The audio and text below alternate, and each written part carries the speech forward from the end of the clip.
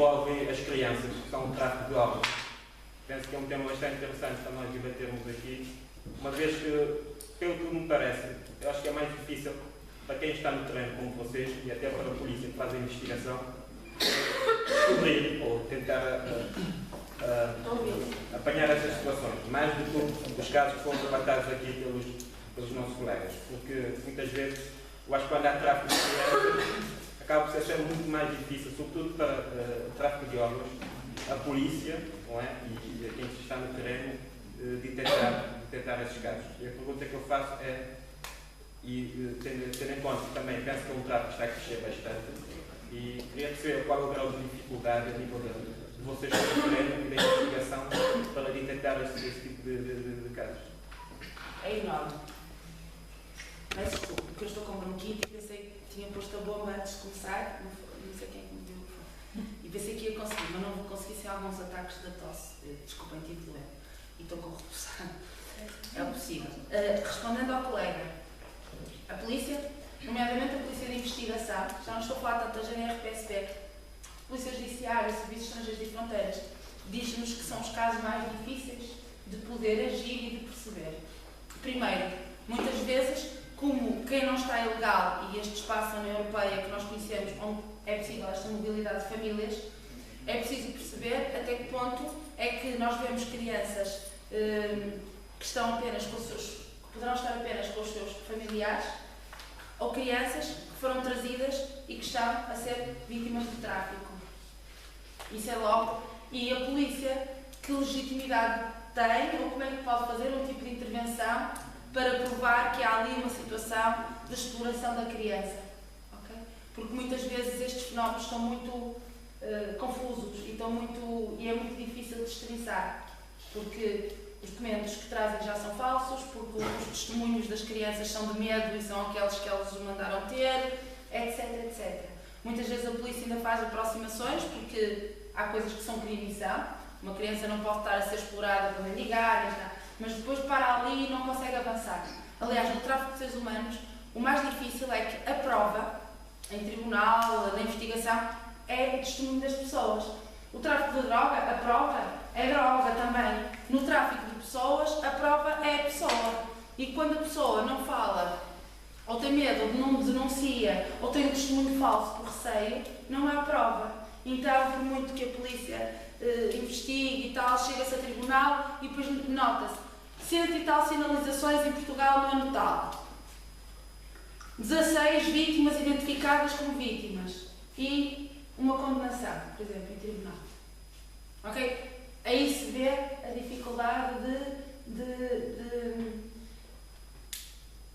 provar este. E depois às vezes as polícias também se queixam que é, depois de meses a investigar, fazem então uma mega operação no dia em que sabem que vão estar presentes, não sei quem, e depois do tribunal, como não há articulação, não há prisões preventivas.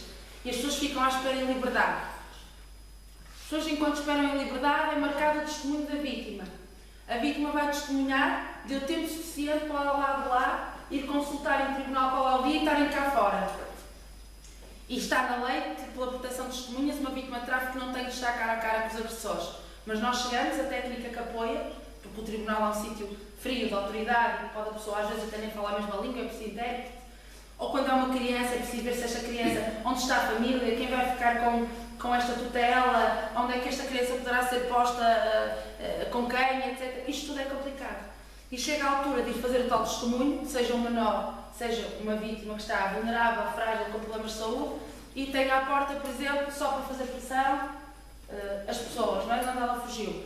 Vocês devem imaginar que o testemunho depois lá dentro não é um testemunho livre, não é? Ou então a vítima pede para ser acompanhada pela psicóloga, pela assistente social que a tem acompanhado. E o juiz diz que não, só entra a vítima. E não sei quem conhece a linguagem do tribunal, mas eu própria, se eu ouvir, as primeiras partes passam todas ao lado, porque é uma coisa tão entranhada, tão técnica e não sei o quê. E de repente a pessoa está a ser inquirida e não ouvida, não é? Em tribunal somos inquiridos. Com as psicólogas, os assistentes sociais, os médicos, somos ouvidos. Quando somos ouvidos, contamos a nossa história e paramos, ou choramos. Quando somos inquiridos por um advogado de um lado e do outro, somos quase criminosos quando nós é que somos vítimas. E por isso tantas vezes, principalmente jovens, menores e crianças, ficam sem, apesar de poderem usufruir de alguns direitos, ficam sem esta justiça de ser feita de que foram tratadas como escravas, porque não há prova. Ficamos sem prova. E ficando sem prova, a emergência social trata do assunto, arranjando uma casa temporária, ou sabe-se que a pessoa depois voltou para as pessoas com quem estavam, perde-se outra vez no mapa o paradeiro destas pessoas, e é muito difícil atuar. Muito difícil atuar. Eu queria continuar, que era para toda a gente ter a oportunidade, o seu nome, a sua palavra, certo, e ouvir mesmo o trabalho de campo. Ok. Ou seja, a diferença que há entre sabermos que, por exemplo, em Portugal, não sei como é que está em Cabo Verde, desculpem, não fui pesquisar, mas temos um Código Penal, para que saímos daqui com alguma informação, que desde 2007 tem o crime de tráfico de seres humanos contemplado e que desde esse ano passou a ter uma legislação própria, antes não tinha, e que contempla como tráfico todo tipo de pessoas e todo tipo de exploração, que era uma coisa que também não existia. E mais, acrescenta algumas coisas, por exemplo, na nossa lei é assim, se provar que o cliente, voltando às prostitutas, por exemplo, o cliente de uma vítima de tráfico para exploração sexual tinha conhecimento, porque a pessoa estava com hematomas, a pessoa estava controlada, porque sabia que ia a uma casa onde as mulheres estão lá presas e não são prostitutas, mas sim vítimas, se usufruir desses serviços, é preso ou é criminalizado também. Pois a nossa lei tem várias coisas. Uma coisa é ter essa informação. Portugal tem uma lei. Outra coisa, Portugal já tem serviços que antes não tinham, também desde 2008. Havia casas para violência doméstica, não havia casa de acolhimento para vítimas de tráfico. Agora existe mulheres e agora existe de homens. É uma entidade que tem que pagar. Uma instituição que se chama Saúde em Português. Começou agora em maio. Foi começando a surgir sinalizações de homens e de grupos de homens e não havia infraestruturas nem recursos para apoiar. Porque estávamos nisto de só mulheres e só exploração sexual. Agora também. Não existia uma linha nacional para onde se pudesse ligar a denunciar ou pedir, e é SOS Imigrante. E a nossa linha que vocês têm nos conselhos que eu deixo do Centro de Acolhimento passou a fazê-lo. E é uma forma mais fácil de saber que, pelo menos, pessoas que estão dentro do assunto vão fazer qualquer coisa. Porque às vezes a pessoa faz uma queixa e depois não sabe se estas pessoas que não estão dentro do assunto vão dar a devida importância. Ou seja, começou a haver serviços, recursos, equipas, legislação e até planos de ação que dizem que Portugal deve cumprir, haver formação, e que financiam estas coisas. Creio que em Cabo Verde, foi a partir de 2008 que criou a legislação. Acredito que sim, e Moçambique também foi 2008, foi na altura em que eu fui lá, um bocadinho para dar formação sobre a nova legislação. Eu acho que 2007, 2008, muitos países receberam diretrizes até da União Europeia sobre esta definição e os números do fenómeno e ratificaram a convenção, que foi a Convenção de Varsóvia, que foi de 2005 e passou a haver nos seus códigos e nas suas leis, até na lei de entrada, permanência e saída de estrangeiros, passou a estar elencados os direitos das vítimas de tráfico na nossa lei. Em que diz, por exemplo, alguém que seja dado como vítima de tráfico, a sua situação, se for ilegal, não é vista como crime, é imediatamente ilibada e a pessoa tem direito a ter imediatamente uma autorização de residência, que é para não ter que ser repatriada para um sítio onde a gariaram e que se volta, com certeza fica em risco. Por isso, uma coisa é saber isto num site que vos posso pôr aqui que tem tudo sobre tráfico, outra coisa é dizer assim, aqui há 4 anos recebemos uma jovem de Moçambique chamada Joyce, e que tal, que eu posso contar o caso a seguir, e o que aconteceu foi isto, e foi mal. É diferente, o que é que correu bem, o que é que correu mal. Obrigada, Raquel, não sei se queres pegar a vez. Sim. Ok, então temos o colega. Quer se apresentar e dizer a sua palavra, por favor? Eu sou Lamin. Desculpem, não ouvi. Lamin, da Guiné-Bissau, obviamente. Sou convidado a ir no também para participar desse debate sobre tráfico de armas. Tráfico de... Sim, eu percebi, não faz mal, não pensar. O tráfico de pessoas é o que dá mais lucro a nível mundial. Passou as armas e a droga. Continua, desculpa. Portanto, eu acho também que é um tema muito interessante para mim. Portanto, este é um fenómeno que está a alastrar também na dimensão, os últimos 20 anos. Note-se mesmo a situação também que tem a ver com a pobreza. E muitas pessoas, pelo menos que até hoje têm a noção que querem chegar à Europa, acham que quando chegar à Europa vão resolver tudo na vida. E as pessoas estão mobilizadas, muitas das vezes há imigrantes, por exemplo, que estão cá, em experiência ou de outra nacionalidade, que quando querem uma menina, uma mulher, e vão lá. Quer dizer, é uma pessoa que vão mandar uma fotografia e veem essa menina, também entra em contato, a menina não tem noção, também, muitas vezes a pessoa não tem qualificação académicas, e essas pessoas metem-se mesmo nessas vidas, portanto, e vão entrar nessas vidas porque querem vir para a Europa, e vão chegar à Europa, não vão conseguir fazer nada, e vão entrar nessas vidas de prostituição. Eu pelo menos conheço algumas pessoas, eu trabalhei com uma ONG também, ligada a isso, e temos o testemunho de uma menina também, que depois foi deportada para lá, depois veio entrar numa situação. Ele casou-se com um imigrante, depois o imigrante chegou numa situação que não tem nada, portanto, sustentar a própria a mulher, e a mulher teve que sair da casa e a fazer outra vida. E nessa vida, depois começou a fazer tráficos, entrar em questão de drogas, e foi apanhado. Do lado estava a fazer a prostituição, do outro lado estava a fazer mesmo a questão de, quer dizer,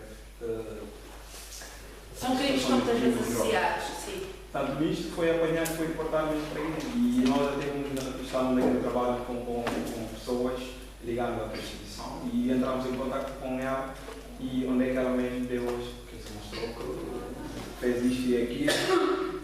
E agora, o trabalho mais, muitas pessoas guineenses, quer dizer, meninas guineenses, estão atrás dos turistas que vão, pelo menos em algumas ilhas, e sabem que toda sexta-feira concentra-se naquelas ilhas alguns turistas, e essas pessoas saem pelo menos do capital e vão lá, e as pessoas também, a maioria das pessoas, e vão lá praticar essa vida e voltam para o. Portanto, é por isso que eu tentei associar tudo isto em relação ao tema que estamos a falar aqui.